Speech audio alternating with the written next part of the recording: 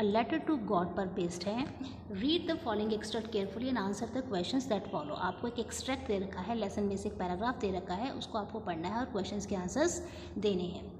The house the only one in the entire valley sat on the crest of a low hill. एक घर की बात कर रहे हैं जो कि पूरी वैली में, पूरी घाटी में अकेला घर था, और वो कहाँ था? क्रेस्ट मीन्स चोटी पर, टॉप पर था। लो हिल मीन्स एक पहाड़ी की चोटी पर एक घर था, टॉप पर एक घर था। From this height one could see the river. उस हाइट से हमें एक नदी नज़र आती थी और एक फील्ड, फील्ड मतलब खेत नज़र आता था। राइप मीन्स पके हुए, कॉर्न मीन्स भुट्टों का खेत जो कि भरा हुआ था। Dotted with the flowers that always promised a good harvest. फूलों से जगह जगह उसमें फूल लगे हुए थे, फूल बिखरे हुए थे उस पूरे खेत में, और जिससे को देख के लग रहा था कि बहुत अच्छी फसल होने वाली है। Promised a good harvest means अच्छी फसल होने का वो संदेश दे रहे थे।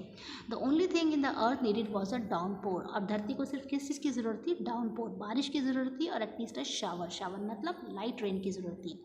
Throughout the morning, Lencho knew his fields intimately, had done nothing else but see the sky toward the northeast. पूरी सुबह जो लेंचो था, जो अपने खेतों को अच्छे से इंटीमेटली मतलब बहुत करीब से जानता था, उसने कुछ नहीं करा, वो सिर्फ आसमान की तरफ देखते जा रहा है, नॉर्थ ईस्ट की तरफ देखते जा रहा है, क्योंकि वो बारिश का इंतज़ार कर रहा है। Lencho is waiting for rain.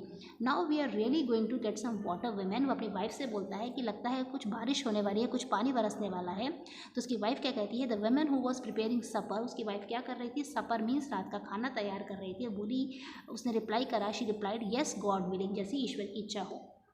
It was during the meal, खाने के दौरान, just as Lencho has predicted, जैसा लेंचो ने अनुमान लगाया था, प्रिडिक्ट करा था, बिग ड्रॉप ऑफ रेन्स, बड़ी बड़ी बारिश की बूंदें गिरने लगी, began to fall.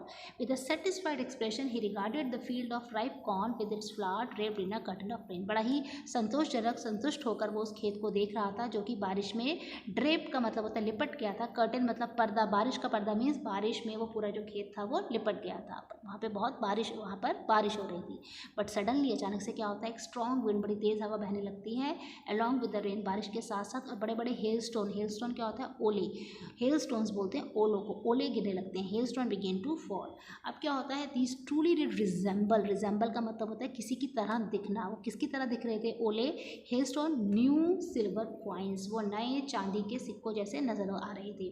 The boys exposing themselves to the rain, जो बच्चे थे, बॉयज थे वहाँ पर, बच्चे थे लेंचो के घर में, वो बारिश में नहा रहे थे। Ran out to collect the frozen pearls, उन्होंने जमे हुए मोतियों को इकट्ठा करने के लिए, वो क्या हुआ?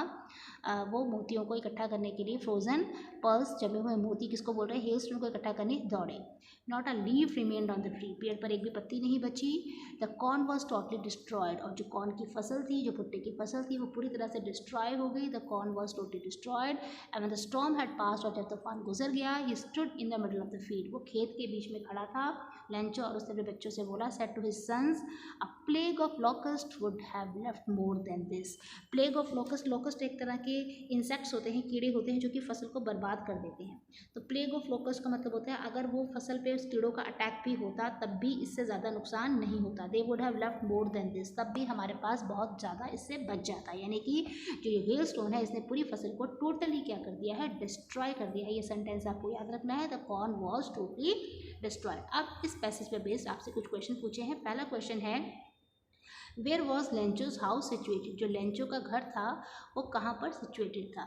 तो इसका आंसर क्या होगा? जो लेंचो का घर था वो कहाँ पर सिचुएटेड था? लेंचो का घर on the top of the hill, पहाड़ी की टॉप पर सिचुएटेड था। On the top of the hill, इसका आप आंसर लिख देंगे। Lencho's house was situated on the top of the hill. अब आपका क्वेश्चन नंबर 2 है, pick the option that is not true about Lencho according to the extract. इस extract के according Lencho के बारे में क्या चीज़ सही नहीं है? तो लेंचो हार्ड वर्किंग फार्मर था, यस ये भी सही है। He was looking for a good harvest at this time, वो अच्छी फसल का इंतजार कर रहा था, उम्मीद कर रहा था अच्छी फसल होगी, या ये भी करेक्ट है।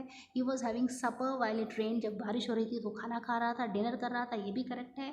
He was quite happy after the rain was over, बारिश होने के बाद खुश था, ये गलत है। तो इस क्वेश्चन का आंसर क्या होगा? Option number C is not true about Lencho. तो इसका आंसर होगा सी। आपको ध्यान देना, नॉट ट्रू, क्या सच नहीं है ये बताना है हमें। Third question, the field of the corn was dotted with flowers, जो खेत था भुट्टे का उसमें डॉटेड विद फ्लावर, इसका मीनिंग क्या है? इसका मीनिंग है उस खेत में चारों तरफ फूल ही फूल बिखरे हुए थे, फूल ही फूल खिले हुए थे। The flowers were scattered across, पूरे खेत में फूलों से पूरा खेत भरा हुआ था। फोर्थ है what was the only thing the earth needed according to Lencho, Lencho के अकॉर्डिंग धरती को सिर्फ क्या चाहिए था, तो आंसर है धरती को शावर चाहिए था। स्नोफॉल होता है बर्फ गिरना, स्ट्रॉन्ग विंड, तेज हवा, सनलाइट, बारिश, इसका आंसर है शावर चाहिए था, बारिश हल्की सी रेन चाहिए थी। What did Lencho compare the large rain drop with, Lencho ने जो बड़ी बड़ी बारिश की बूंदें हैं उसको न्यू कॉइन से कंपेयर करा था, न्यू कॉइन से कंपेयर करा था। हेल स्टोन्स को किससे कंपेयर किया है, हेल स्टोन को कंपेयर किया गया है सिल्वर कॉइन्स से। Hail stones as compared to silver coins. Based on the given extract what is Lencho not likely to think, Lencho क्या नहीं सोच रहा अपने खेतों को देखकर। Such a blessing God, thank you, क्या वो थैंक यू बोल रहा है गॉड को, no. Just a down for God, just a blessing God, thank you. उसके बाद just a down for God and everything will be perfect, एक बारिश हो जाए और हर चीज़ परफेक्ट हो जाएगी।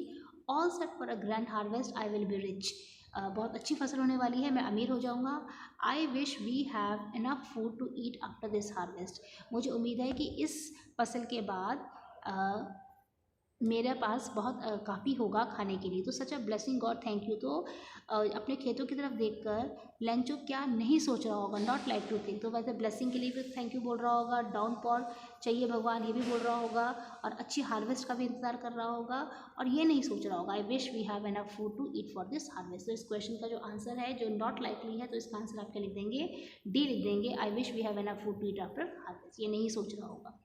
What destroyed Lencho's field, Lencho की फील्ड को किसने डिस्ट्रॉय करा, इसका आंसर है हेल स्टॉर्म ने, ओलों के एक तूफान ने उसकी फसल को डिस्ट्रॉय कर दिया।